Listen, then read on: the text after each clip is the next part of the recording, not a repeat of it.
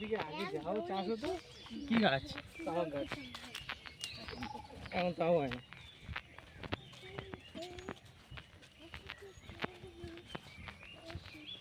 আমাদের রং করতে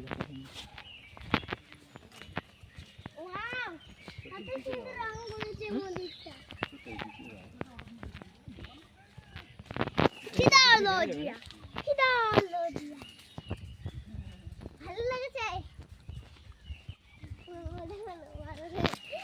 photo shoot দিয়েছে।